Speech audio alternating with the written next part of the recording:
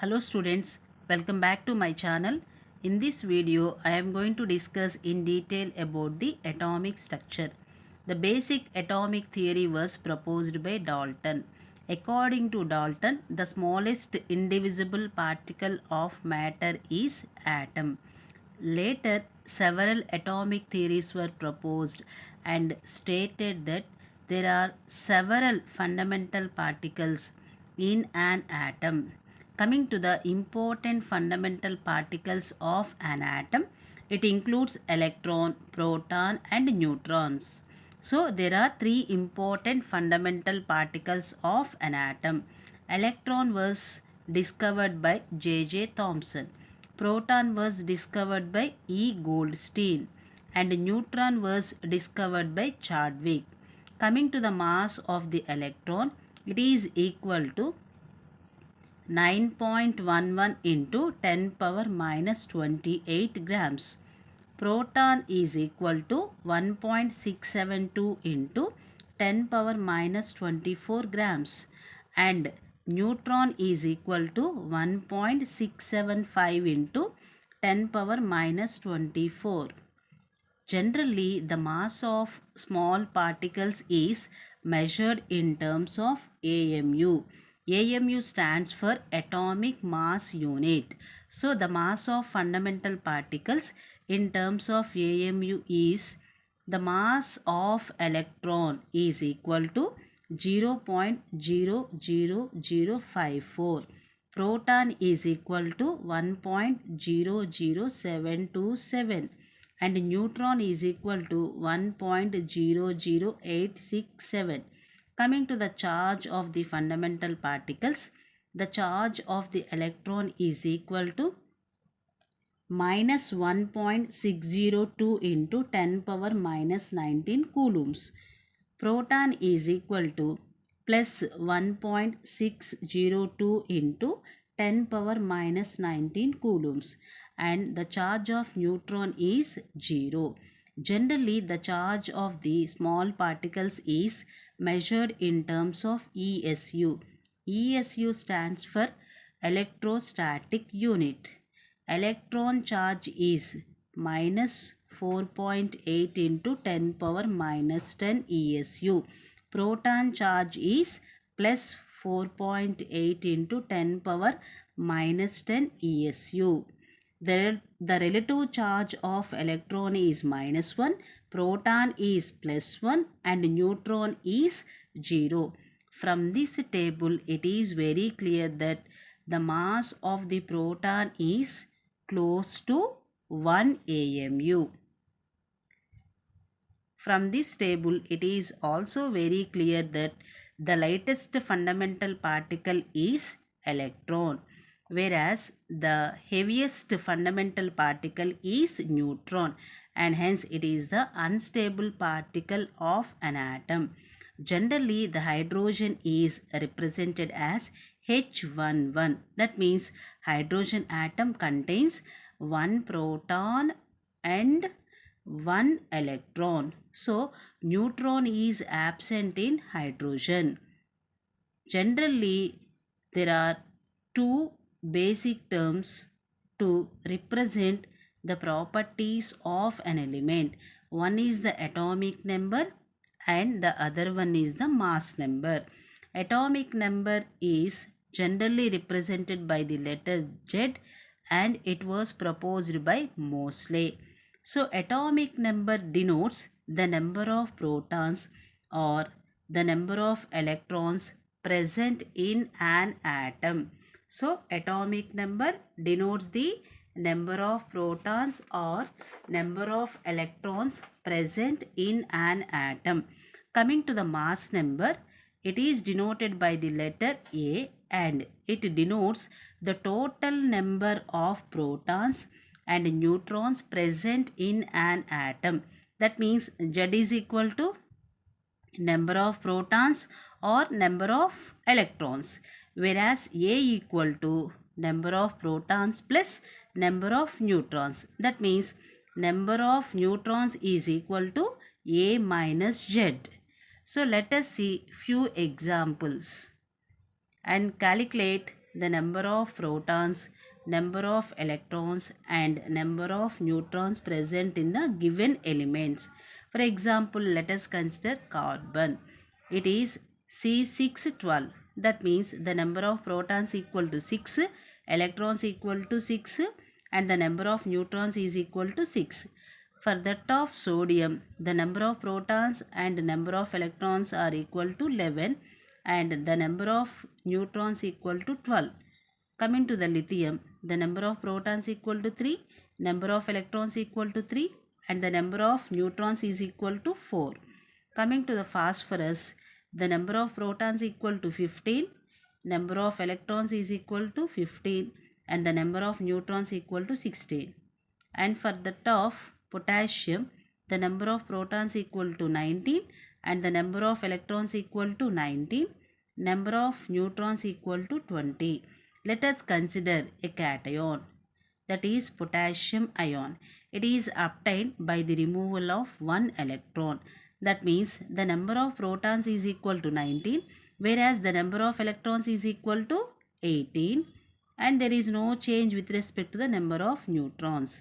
And coming to the chlorine, it is the number of protons equal to 17, the number of electrons equal to 17 and the number of neutrons equal to 18.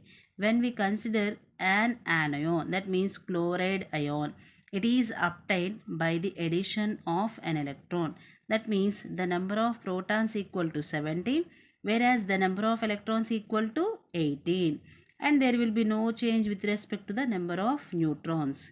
From this table, it is very clear that when we consider an element and its cation or its anion, there will be no change with respect to the number of protons.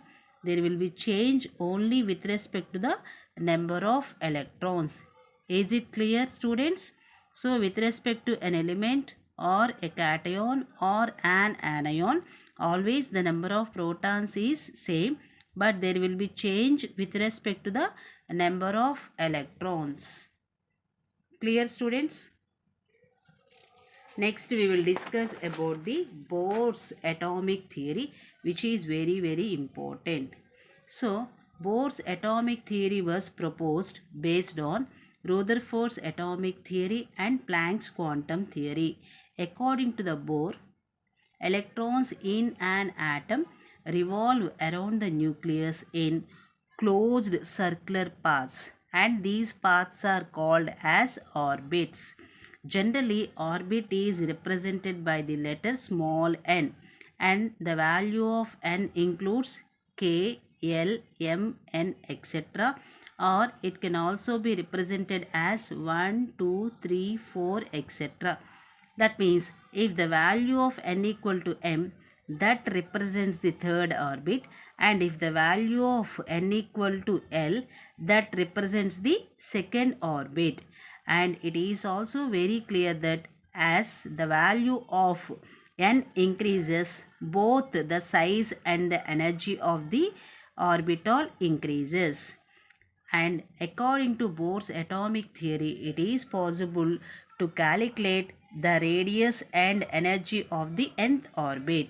So the radius of nth orbit is given by Rn is equal to 0.529 into n square by z. N is the orbit number, z is the atomic number. Coming to the energy of the nth orbit, En is equal to minus 13.6 into z square by n square electron volts. For the first time, Bohr introduced stationary orbits. Stationary orbits means as long as the electrons revolve in these orbits, the energy is neither lost or neither gained. That means these are called as stationary orbits. Clear?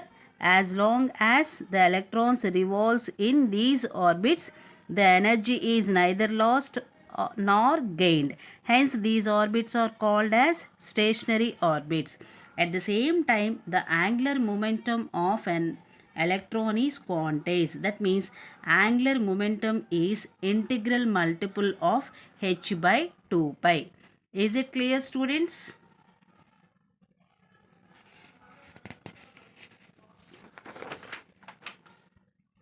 It is also possible that electrons may jump from lower orbit to the higher orbit. Then the energy will be absorbed. At the same time, electron may jump from higher orbit to the lower orbit. Then the energy will be emitted. The change in energy can be calculated by using the formula delta E equal to E2 minus E1, and that is always equal to h nu, where h is Planck's constant and nu is frequency of the radiation. The Planck's constant value is equal to 6.625 into 10 power minus 27 erg second, and it can also be measured in terms of joules, and that is equal to 6.625 into 10 power minus 34 joule seconds. So coming to the advantages of Bohr's atomic theory. Bohr's atomic theory explains the spectrum of hydrogen and also hydrogen-like ions. Hydrogen-like ions means which contains only one electron. That means helium plus, lithium plus 2, beryllium plus 3, etc. It also explains the stability of an atom. So coming to the limitations of Bohr's atomic theory, it could not explain the fine structure of hydrogen atom. At the same time, it could not explain the spectrum of atoms or ions containing more than one electron. That means it could not explain the spectrum of helium or lithium or beryllium, etc. It could not explain Zeeman effect and Stark effect. Zeeman effect means the splitting of spectral lines in a strong magnetic field, whereas Stark effect means the splitting of spectral lines in electric field. Is it clear, students? So Zeeman effect means the splitting of spectral lines in magnetic field, whereas Stark effect means it is the splitting of spectral lines in electric field. It could not explain why angular momentum is quantized. It could not explain the formation of chemical bonds by atoms. That means why atoms involved in the formation of chemical bonds. It cannot be explained by Bohr's atomic theory. Is it clear about the Bohr's atomic theory and its limitations, students? Let us move on to the quantum numbers. Quantum numbers means the numbers used for completely characterizing each electron of an atom are called quantum numbers. So quantum numbers means these numbers are used for completely defining each electron of an atom.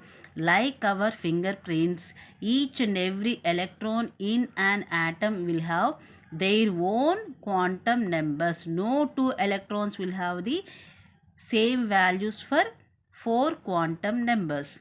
So there are four important quantum numbers, and the first one is principal quantum number. It is represented by the letter N and it was proposed by Niels Bohr. Generally, the principal quantum number indicates the orbit number, and as the value of n increases, both size and energy of the orbit increases. By knowing the value of n, it is possible to calculate the number of subshells and the maximum number of electrons present in an orbit. So the number of subshells is given by n square, whereas maximum number of electrons present in an orbit is given by 2n square. That means if n equal to 5, the number of subshells is equal to 25, whereas the maximum number of electrons present in a subshell is equal to 50. Is it clear about the principal quantum numbers, students? Next we will discuss about the azimuthal quantum number. It is represented by the letter small l. It is also called as angular momentum quantum number or orbital quantum number. It was proposed by Sommerfeld. Generally, it indicates the number of subshells or the maximum number of electrons in a subshell. So, the number of subshells is equal to 2l plus 1, whereas the maximum number of electrons present in a subshell is given by 2 into 2l plus 1. Is it clear, students?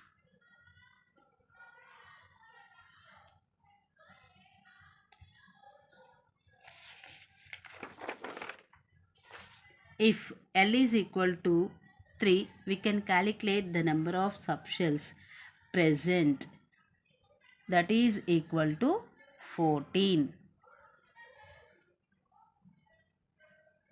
So, by using the formula 2 into 2L plus 1, we can calculate the maximum number of electrons present in a subshell. And the value of L always varies from 0 to n minus 1. So, from this it is very clear that always L value is less than n value. It also indicates the shape of the orbital. Let us see the values of L for the given orbitals.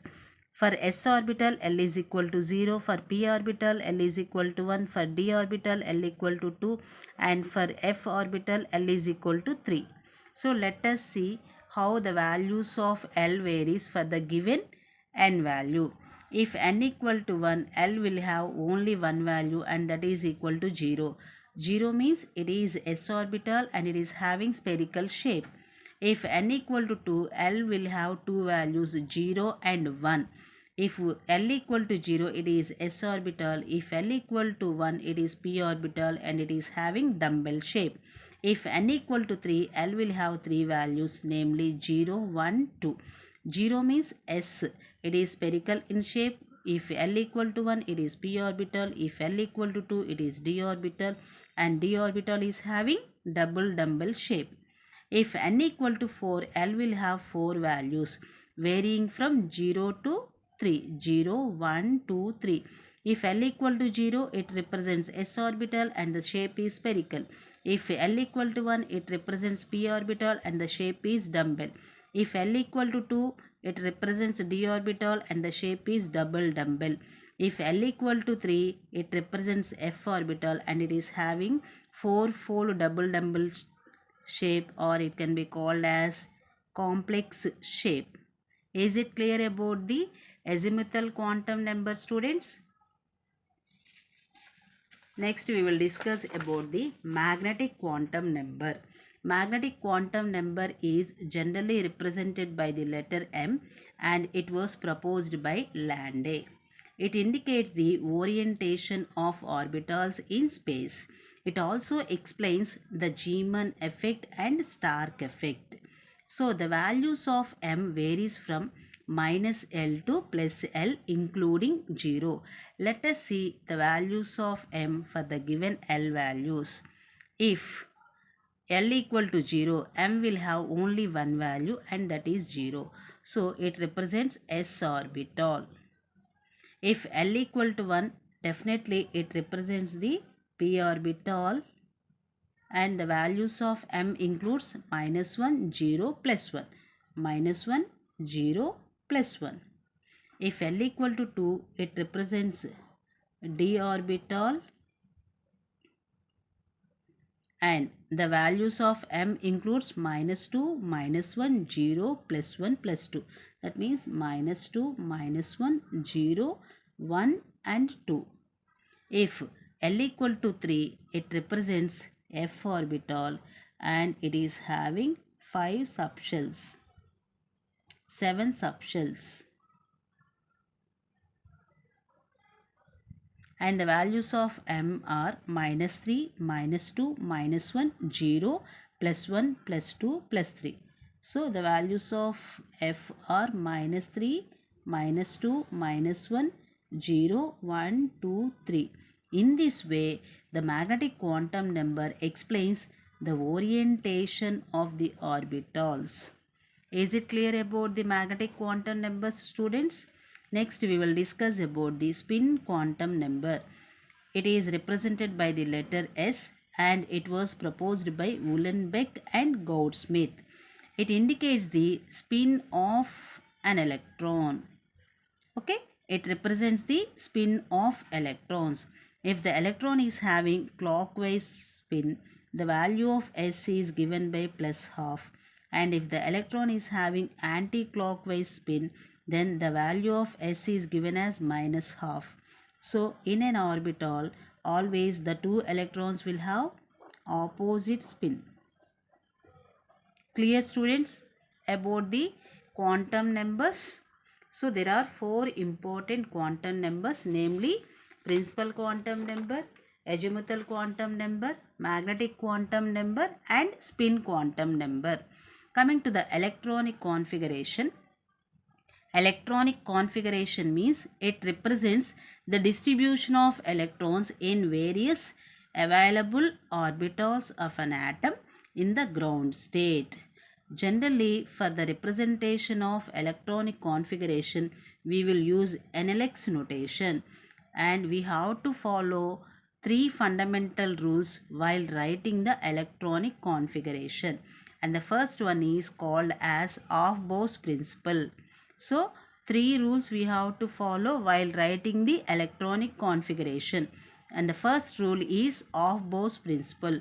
According to Afbau, electrons enter into the orbitals in the increasing order of their energy. That means always an orbital with lowest energy should be filled first, followed by the orbital with the higher energy.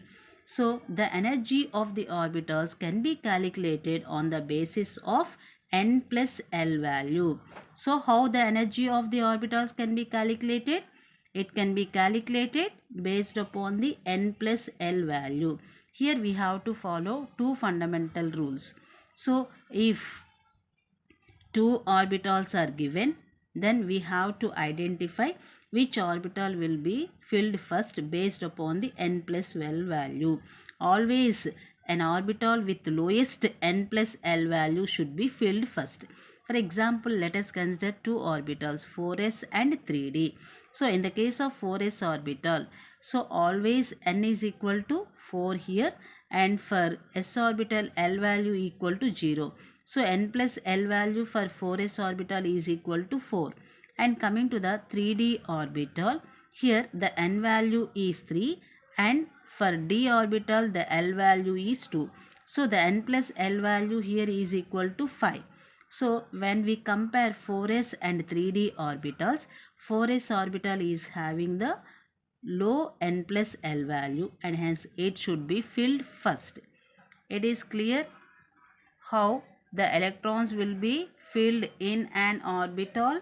Always an orbital with lowest n value should be filled first. And if at all, if two orbitals are having same n plus L value, then we have to choose an orbital with lowest n value. Let us see one more example. Here 4s and 3p orbitals are present. So, here the value of n equal to 4 and for that of s, L value equal to 0 and hence n plus L value is 4. And for 3p orbital, it is 3 plus 1 and hence for 3p orbital also the n plus L value equal to 4. But according to the given rule, if the two orbitals are having same n plus L value, we have to select the orbital with lowest n value and hence always 3p orbital should be filled first.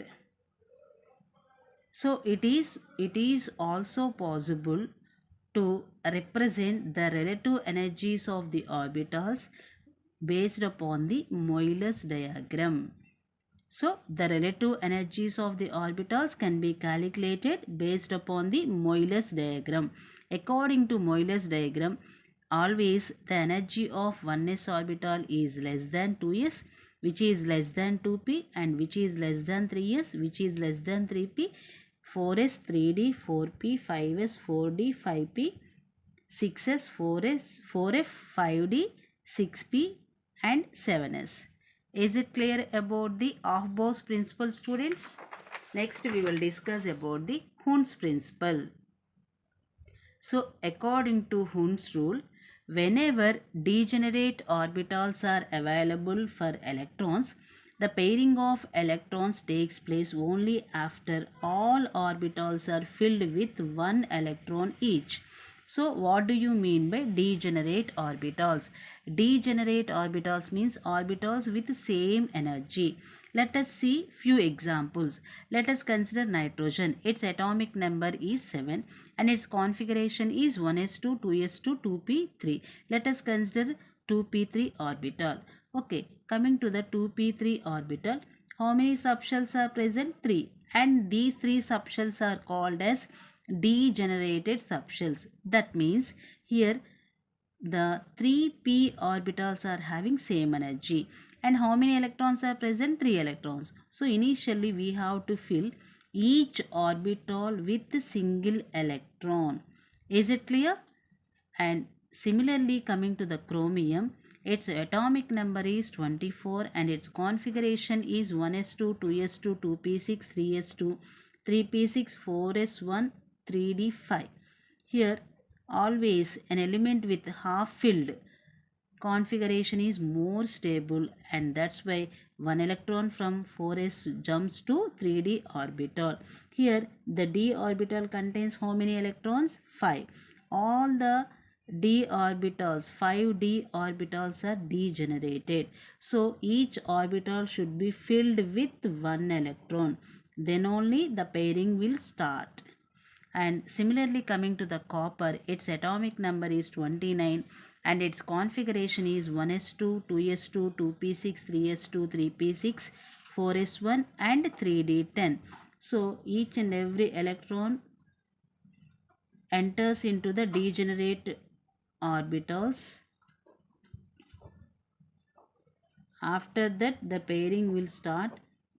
Here the d orbital is having completely filled configuration, and hence nitrogen, chromium, copper, all these elements are highly stable based upon the Hund's principle. Is it clear about the Hund's principle, students? Next, let us discuss about the Pauli's exclusion principle.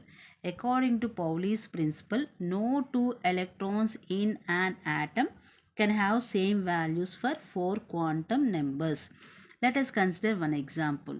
So, carbon. So, the atomic number of carbon is 6 and its configuration is 1s2, 2s2, 2p2. Let us write the quantum numbers for the last 2 electrons, that means 2p1 and 2p2. Generally, the configuration is represented in the form of NLX notation. So, 2 represents the N value, P represents L value. So, let us write the quantum numbers for the first electron, 2p1. So, in this case, N equal to 2 and here P means the L value is 1. And coming to the M values, always the M values are represented as -1, 0, 1 for the p orbital. So it is 2p1 orbital. So the first electron is having -1 M value. And coming to the S value, it is +12. So what are the 4 quantum number values for the first electron 2p1? N equal to 2, L equal to 1, M equal to -1, S equal to +12. Coming to the second electron, similarly we can write N equal to 2 and here it is P. So L equal to 1. Coming to the M value, here the electron is present in the second orbital. So M equal to 0. And coming to the value of S, here it is equal to +12.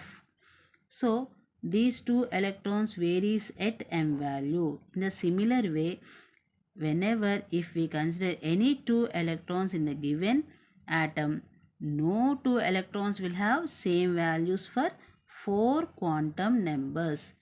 Is it clear about the Pauli's exclusion principle, students? Let us see the test questions.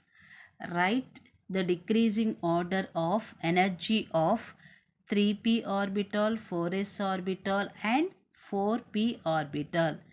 Is it clear, students? You are supposed to write the decreasing order of energy of 3p orbital, 4s orbital and 4p orbital. So based upon the quantum numbers, you are supposed to identify which set of quantum numbers is wrong. Is it clear about the second question? You are supposed to identify which set of quantum numbers is wrong. Finally, I wish to conclude this video by giving a small advice. There are 4 steps to be followed to get success in your life. The first and foremost important step is one is supposed to have great aim. So aim is very very important. Next, in order to achieve that aim, one is supposed to gain knowledge continuously. Consistency is required to gain knowledge. That means always you should be ready to learn new skills. That is possible when you are eager to do hard work. Always hard work should be supported by the smart work to achieve greatest success in your life. If you like the video, don't forget to like, share and subscribe. Thanks for watching. Have a nice day.